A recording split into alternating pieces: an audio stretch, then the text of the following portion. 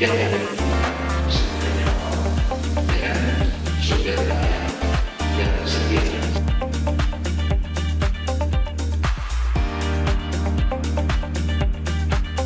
Ini yang menjadi harta kesayangan yang kita diri, dan seperti itu.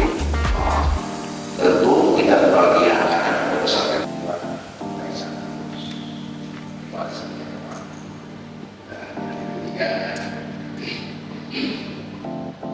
jadi yang bekerja sebagai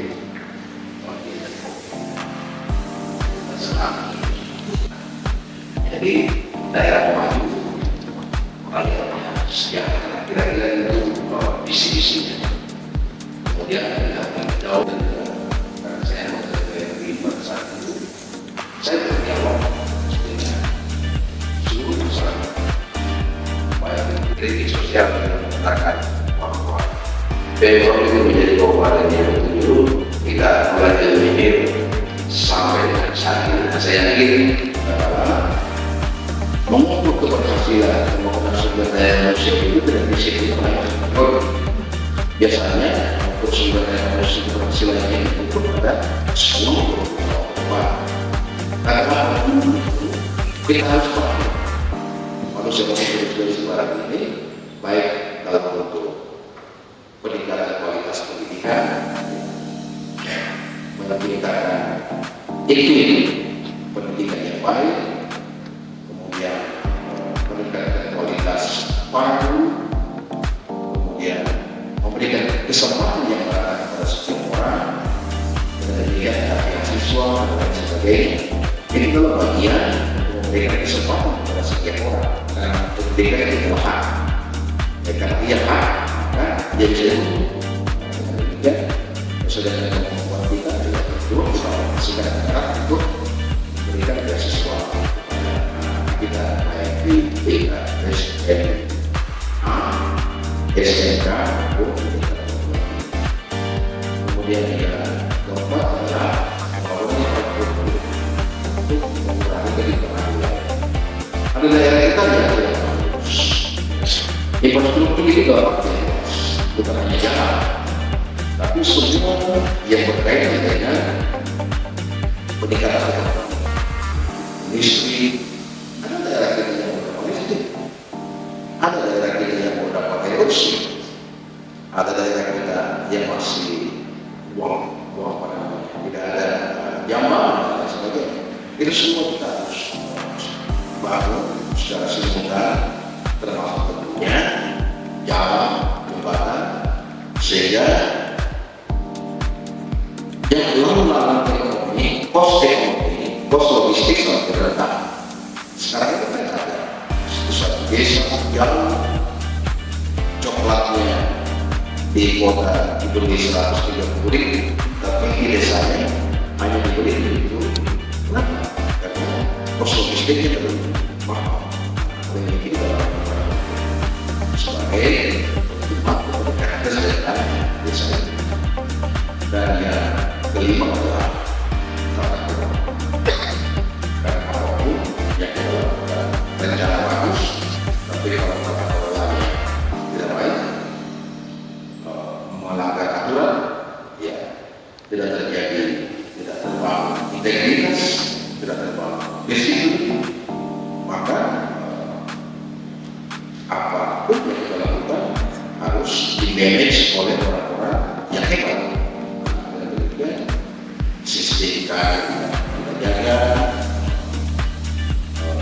manage sistem kita perbaiki, kemudian sistem yang ada di pemerintahan kita semakin modern, kita lakukan digitalisasi, sistem kita sendiri benar.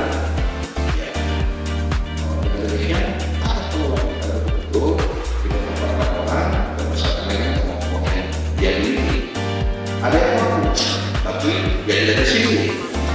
Ada yang cerdas, tapi yang tidak rendah. Itu semua menjadi ramuan sekarang persepsi tata kelola, sehingga betul Sulawesi Barat ini tidak hanya mencontoh, tapi sebenarnya bisa dicontoh oleh daerah-daerah lain di dalam menerapkan tata the best man, the best place. Nah, bukan lagi the right man and the right place. Tapi orang yang terbaik duduk pada tempat yang terbaik. Nah, jadi bukan lagi karena keahliannya di situ tempat yang sesuai keahliannya. Oh dia terbaik masa tempat yang terbaik. Apabila ada belakang dan sebagainya. Nah, kira-kira itu yang terdapat di dalam Pancasila. Luar biasa. Orang yang terbaik duduk di tempat terbaik ya Bapak ya. Baik Bapak, nanti kita optimis ya Bapak bisa mencapai visi seluruh tenaga negara dengan 5 poin Pancasila. Gimana ya Pak ya? Baik Bapak, kita akan membahas lagi lebih dalam tentang poin-poin. Kayak ini, yang tadinya tidak berbayar. Dia sudah berbayar, lepas saja orang yang tidak bisa jadi satu di apa namanya persaingan ekonomi ada di pasar. Kira-kira. Betul sekali. Jadi kita kalau sendiri sebenarnya peran UMKM ini juga membantu pertumbuhan ekonomi di masyarakat. Baik, ini sama nih Pak kaitannya. Di tengah minimnya APBD, menurut Bapak bagaimana kita mau memaksimalkan PAD kita yang masih kecil Bapak? Ya. Jadi PAD ini bagi kaum sadar karena dia namanya pada kalau sama jadi tidak adil. Jadi pada itu yang berdasarkan apa?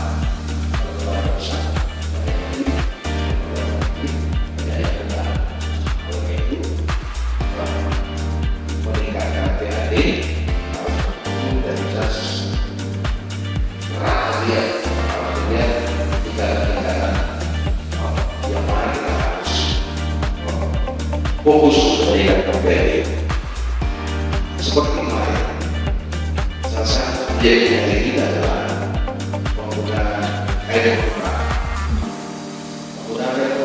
itu yang saya lihat dari panjangnya adalah siapa ini? Ternyata pelaku usaha besar yang punya kebun 6.000 hektar yang punya kebun 10 hektar ini perlu saya gas ini perlu digas karena memang dia pelaku usaha soalnya itu dari 300 miliar yang tadi pendapatan misalnya penggunaan air kita langsung gas bisa menjadi 12 miliar dengan karena bisa dijelas seperti itu jadinya memang objek yang sangat memungkinkan dan dengan rasa berat kalau ditingkatkan sampai dengan 2.000-3.000%. Coba kecil objek kecil harus manajemen bagus nanti kalau sudah besar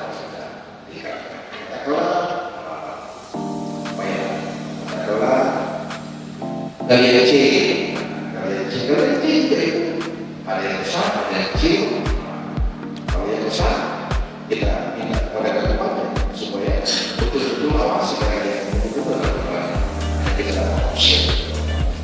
Begitu juga dengan pada saat provinsi juga kita tarik kemudian opsi. Jadi ada terkaitan antara provinsi yang saya ingin berapa kesempatan yang ini adalah bagi pembicaraan yang ada di seluruh sekolah ini yang menggunakan non DC paling karena yang tahu lewat setiap hari adalah jalan yang dibangun oleh profesi yang lebih adalah yang ada di seluruh sekolah. Tapi pajaknya ibu kau bayar di tempat lain. Nah, ini kan tidak adil. Jadi saya minta kepada seluruh pengguna atau pemilik kendaraan yang tidak menggunakan plat TC yang tinggal dan berusaha juga di Semarang ya secara sukarela paling alamat menjadi DC karena DC berarti pajaknya masuk tidak hasilnya itu tidak menjawab bagus jalannya lewat urus covid ya gitu. Nah, itu juga menjadi perhatian ya, khususnya untuk masyarakat Sulawesi Barat. Kadang harus diperhatikan. Baik, sepertinya semakin terakhir sekali pembahasan kita akan di Bapak, namun kita akan menjadi dari terlebih dahulu dan kita akan kembali. Dari sumber yang tadinya rencana satu ini setelah keluar Inggris bisa 8 triliun. Nah, apakah ini kita menjadi pesimis? Tidak, ya, tidak. Karena pertumbuhan ekonomi di daerah lain juga tidak sepenuhnya karena besar APBD-nya pertumbuhan besar.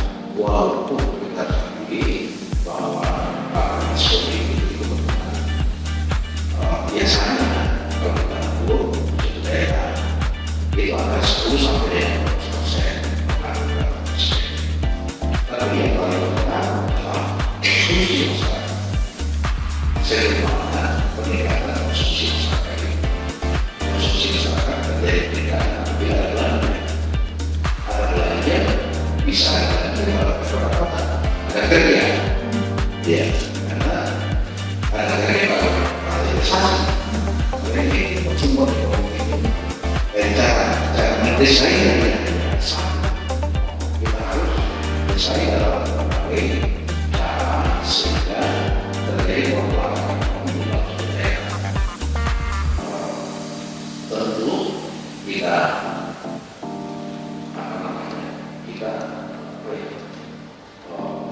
sedikit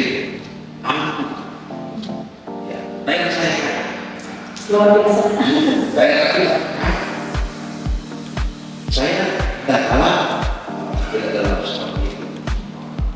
Walaupun sih saya kaya bisa,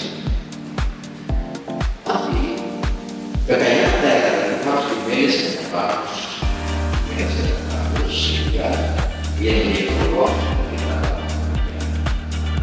bisa masuk kalau iklimnya bagus.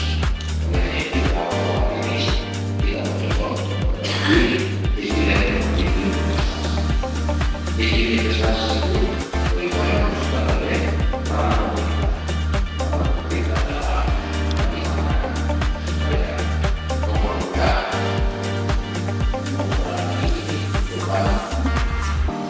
ya welcome terhadap semua investasi apabila ada suku agama dan sebagainya. Itu kalau itu mau kita bicarakan saya ini orang akan investasi. Yang kedua adalah bagaimana menjaga investasi yang sudah ada. Ini penting. Karena kadang-kadang orang sudah investasinya, tapi setelah dia jalan belum beri tempo sudah dia. Kalau ini tidak, kalau ini tidak bisa dikerja, investasi itu akan tidak. Dan terjadi kepada teman-teman. Jangan salah, saat ini belum beri polis satunya sudah tidak.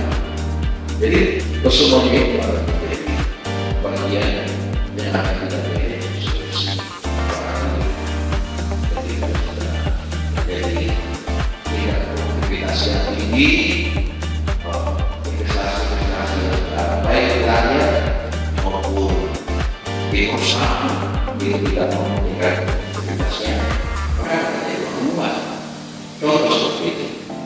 Katakanlah petani kakao yang tadi hasilnya hanya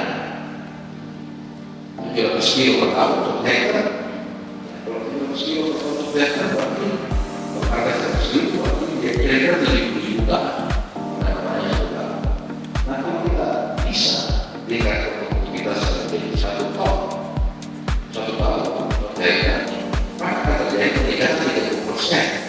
Kalau semua produk seperti itu, maka yang terjadi adalah pertumbuhan ekonomi 30% dari lain. Jadi, pertumbuhan ekonomi itu kualitas PDB seberapa untuk menjadi PDB saja. Jadi, kalau semua kerja semua dengan baik, kalau terjadi PDB tinggi, maka terjadi banyak semua orang Belanda, semua orang Belanda juga begitu. Dari hasil itu, maka orang semua untuk pada yang itu dan lain sebagainya, maka untuk melakukan kerja kerja miskin karena bekerja, akhirnya bisa dikatakan miskin. Begitu cara-cara menyelesaikan tapi tidak dari Baik, terima kasih sekali ya Pak untuk inginnya. Baik, selanjutnya Pak, menurut kami tentang pertumbuhan ekonomi inklusif dalam program pertumbuhan ekonomi inklusif untuk meningkatkan kesejahteraan masyarakat, berapa persen target pertumbuhan ekonomi yang Bapak targetkan dan upaya apa yang ditargetkan oleh SDGs? Pada saat kita menuju dari BDP, kita memasuk pertumbuhan ekonomi 8%. Di akhir tahun, di akhir periode banyak saya punya prioritas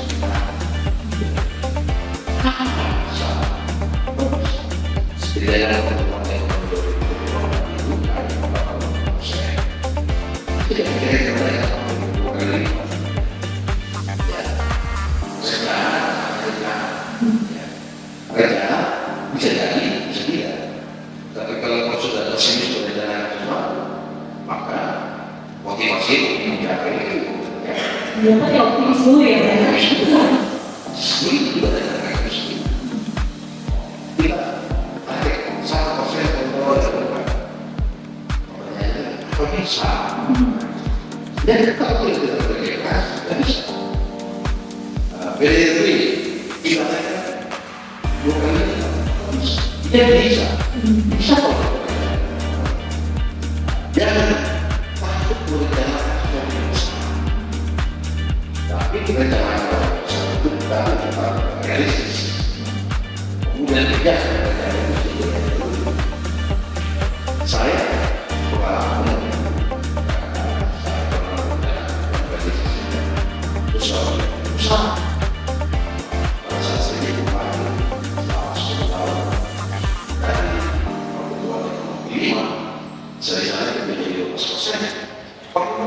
Pertumbuhan ekonomi di era saya bisa kita hampir 12%, 11,9%. Tapi tidak bisa dari angka kemiskinan 15,9 kok bisa itu menjadi 6. Jadi sepanjang itu ada kesedaran sepanjang kita sungguh-sungguh menjaga kualitas.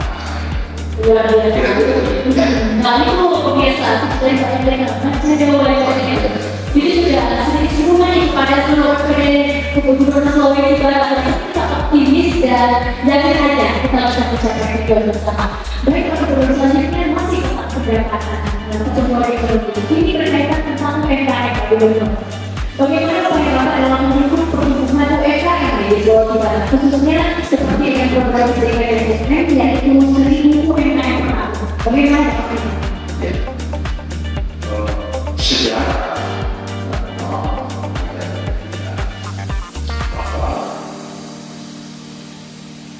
beberapa kejadian krisis ekonomi nasional banyak ya usaha-usaha besar berbeda, tapi itu juga melakukan dan sebagainya. Ini karena ditopang oleh UMKM yang kuat. UMKM ini adalah bagian dari penciptaan keadilan. Jadi peran ekonomi yang kuat sama dengan mulai itu adalah profesional. Adalah masukan saya pada sendiri yang penting ekonomi sama dengan pelaku usaha itu tidak penting. Pemilih saya di tanah yang ada orang sendiri orang ekonomi. Dia sudah sampai apa? Ya, dia berkata yang jelas berapa pajaknya, ya bayar barang karena orang ekonomi kecil, orang ekonomi kecil kalau masukkan lapangan, ya sama dengan pemain-pemain bola kalau yang miskin itu kalau tidak berikan bola, kalau tidak berikan sepatu, dia tidak bisa main. Dia tidak bisa main. Karena dia tidak punya fasilitas. Awalnya itu pelaku-pelaku usaha kecil ini harus ada keberpihakan. Kalau dia tidak bisa mengakses ya kita butuhkan. Kalau dia tidak bisa mengakses teknologi, kita diri dengan teknologi. Kalau dia tidak bisa mengakses pasar, kita tidak pasar. Kalau dia tidak berpihak kepada pelaku UMKM sendiri, dari kata sering UMKM tahunnya kita lakukan pembinaan, baik itu dibina langsung oleh provinsi, kita ada kabupaten, ada kota, sehingga secara musik kita bisa membina pelaku. Saya optimis ya luar biasa. jadi gini, kadang-kadang kita begitu. Dan kalau kita masuk di dalam sekolah, tidak usah jam, 1 jam saja. Bagaimana kita gelisah, pada saat nanti belajar selama. Bayangkan orang yang selama hidupnya berada di belajar, dia berjuang. Pendidikan tidak sama di sekolah.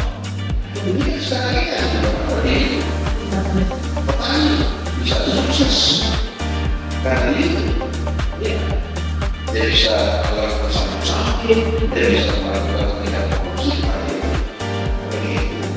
Saya melihat dari ini harus selesaikan dan saya melihat dalam proyeksi ternyata dari tahun ke tahun 2020 sekian kira-kira 2-3 bulan seperti itu selesai. Ya bagaimana selesai ternyata 2-3 sampai dengan 5 bulan seperti selesai sedangkan bulan sepertinya hampir 400. Jadi itu kita coba dengan efisiensi standar 2020 ini kita selesaikan 90 bulan kita ekspor dan seperti apa kita diberikan kepada Jakarta seperti itu dan saya lihat informasinya bahwa dia akan melakukan orang pun yang dilakukan tersebut tapi saya yakin bahwa dengan kesungguhan pemerintah provinsi yang dilihat oleh pemerintah Jakarta dia akan melakukan nah kalau dia bantu kita tahun 200 dari 100 maka saya akan selesai 2020 tapi kalau tidak kita saya yakin 5 tahun luar biasa. Tepuk tangan dulu respon di satu periode kami. Baik, kita kembali ke poin pembangunan SDM yang belum tergerak. Nah, maksud saya pertanyaannya dalam pembangunan SDM yang belum Bapak langsung mengambil kebijakan yang luar biasa.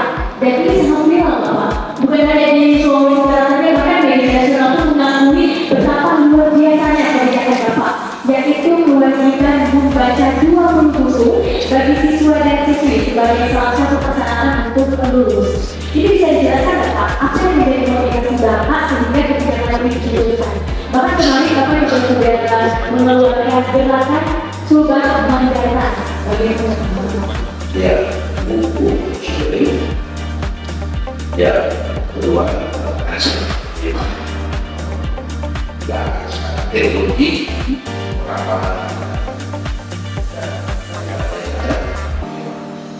indeks literasi Sulawesi Barat itu nomor 37 kedua adalah ini kita malu deskripsi kita orang itu dapat banyak buku ya pasti tapi kita nah oleh itu karena kita bicara kewenangan saya pada SMA dan demikian saya mewajibkan 20 buku yang harus dibaca oleh setiap siswa kalau dia belum bisa baca itu buku apa saja Campaign silakan, pahlawan silakan, promosi silakan, teknologi silakan.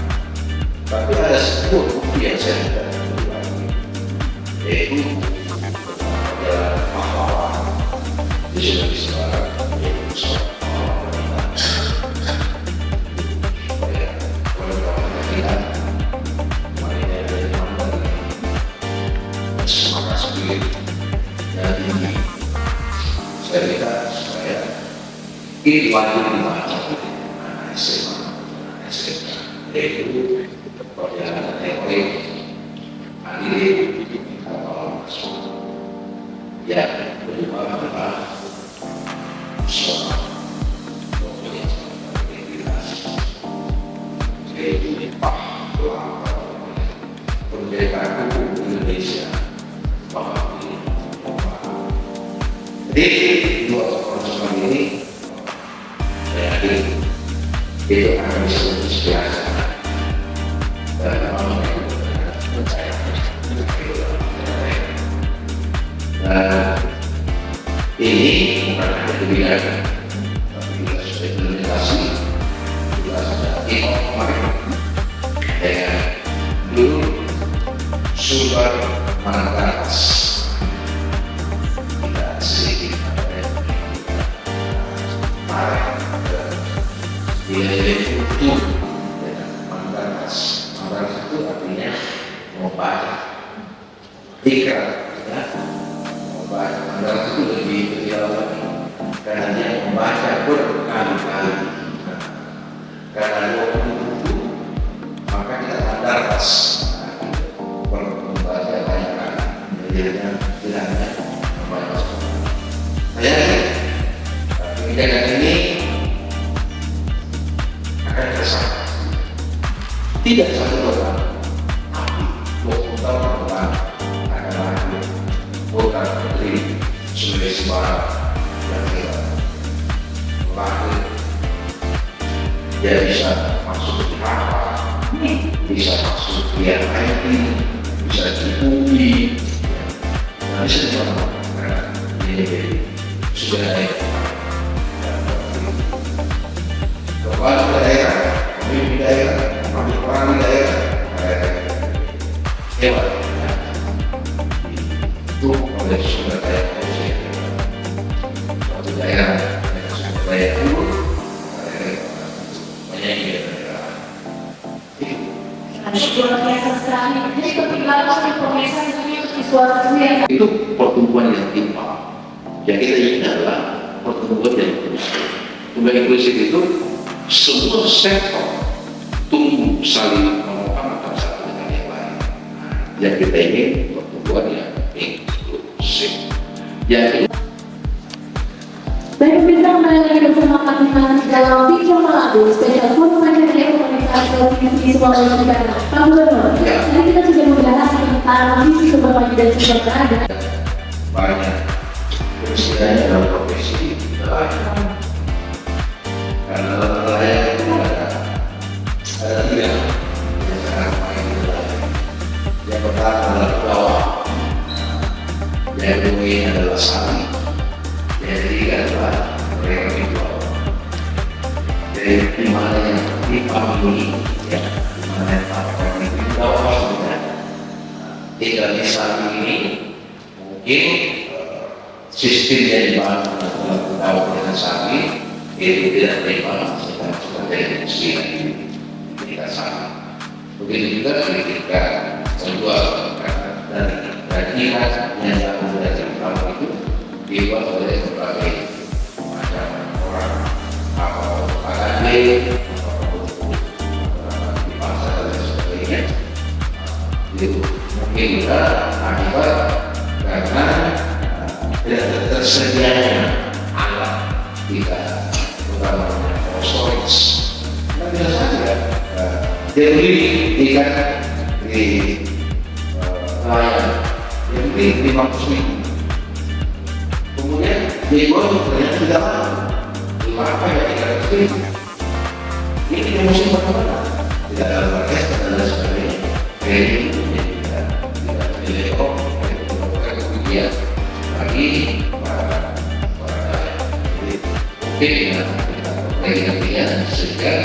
siklus yang ada di siklus ekonomi yang ada di wilayah ini bisa saling menunjukkan. Nah, jadi seperti itu ya, dari yang paling mungkin sudah jelas karena sudah dijawab. Yang pertama, mereka yang berprestasi. Yang kedua, mereka yang terdiri pada kepemimpinan. Dan yang ketiga adalah mereka yang miskin. Nah, saya kemarin memberikan arahan supaya seluruh slot yang miskin ini berbanyak. Jadi, mungkin kalau saya lagi 50%, saya kira 30%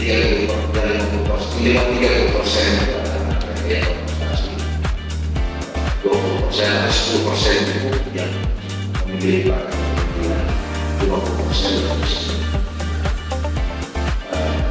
Kenapa kita perlu doa beasiswa ini? Karena bahan masalah dan ini bisa semua dari semua karena miskin dan yang membuatnya dan itu hadir pemerintah memberikan beasiswa ini. Yang pada akhirnya kalau anaknya sekolah kemudian anaknya sukses bekerja, maka disitulah terputus adanya kemiskinan struktural itu dari faktor berdoa dari segi pemahaman dan dia tidak tahu miskin. Kenapa? Kalau miskin dia ada sekolah, kalau dia sekolah terus miskin. Saya tidak bisa jadi pemerintah sekolah. Betul sekali, Pak. Jadi pada saat saya di bodoh, maka saya tidak kasih lagi sekolah. Dia orang-orang sombong dan dayanya kita sama orang. Saya pakai kasih sekolah. Bukan ngomong.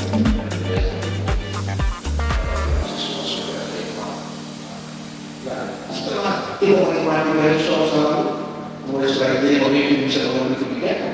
Dia tidak membuat kebijakannya sampai kita rasakan karena tidak berterima kasih pada pemimpin.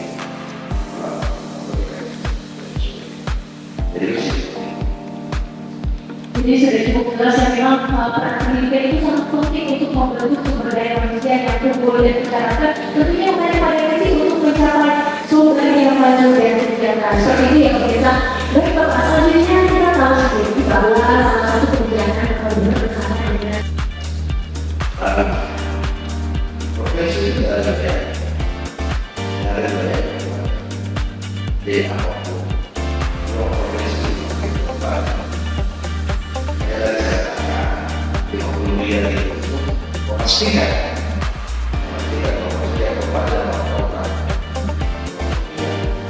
Tapi sesungguhnya kalau saya lihat orang kemarin dengan beliau ketua, ya Allah, ada kabupaten yang bisa sendiri. Kalau kasar paling kecil kabupaten itu 1.900 miliar. Jadi kalau kasar hanya kita manfaatkan itu dan kita masukkan di dalam posisi kita supaya kita pastikan kabupaten dan pasti kita lokasikan anggaran ke miliar. Tapi kenyataannya setelah kita susun mereka, kita susun mandiri, banyak yang lebih. Ada kabupaten yang lebih. Belum lagi dana-dana yang kita komunikasi dengan Jakarta seperti kemarin transmigrasi,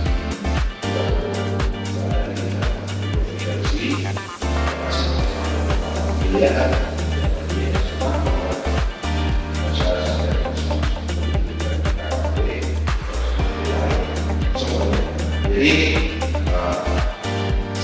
jadi itu menghilangkan tadi rasa ketidakadilan dan menghilangkan kritik bahwa Sulawesi Selatan menjadi kabupaten. Insya Allah kita adalah provinsi bukan kabupaten. Baik, ini sudah kita lihat dengan jelas ya Bapak, pembangunannya sudah bisa kita lihat dari berbagai kabupaten. Contohnya di Maluku kita sudah melihat beberapa daerah ini sudah terbangun. Jadi benar-benar kalau berada di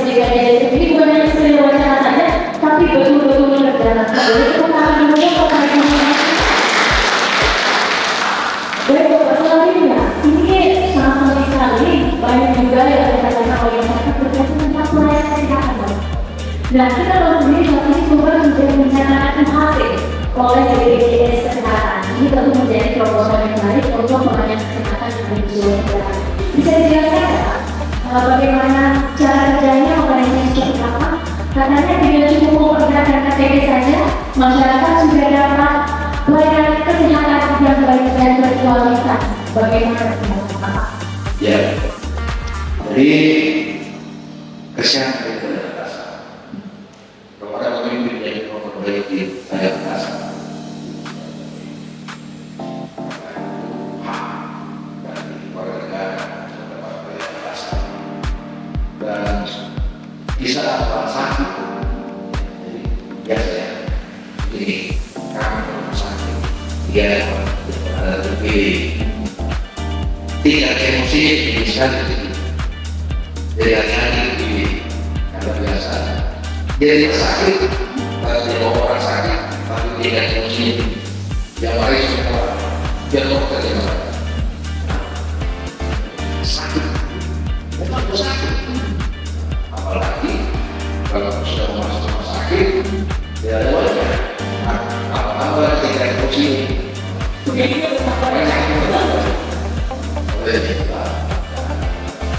Saya ingin kepada seluruh kabupaten, masalah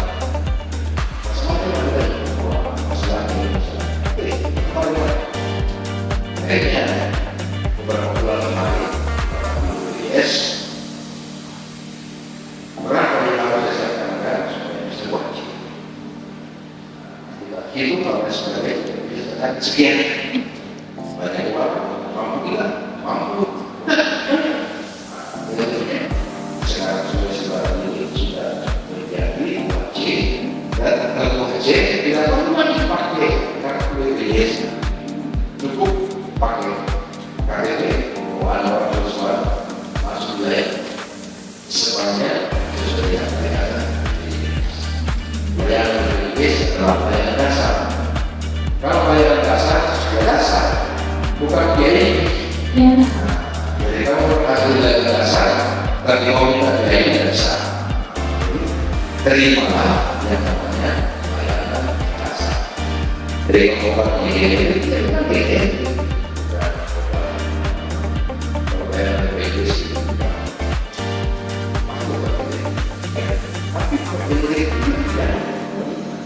dokternya sama, dokternya yang melayani bukan BPJS dengan ya BPJS sama, ilmunya sama. Jadi pasti sama. Ada beberapa saya rumah sakit ada yang di BIP, ada yang di luar biasa. Jadi semua sudah menjadi layanan kesehatan. Di semua pusat. Oke, jadi sekarang tidak memperhatikan KTP aja ya Pak? Tanpa persyaratnya gimana Pak? KTP Sumbawa juga. Nah, sudah pulang ya pemerintah yang tentang pelayanan tadi. Baik Bapak, nanti kita mengenai tentang poin lagi ya, jadi pada saja yaitu bagaimana pembahasan kelompok pemerintahan yang baik serta tidak yang baik. Tetap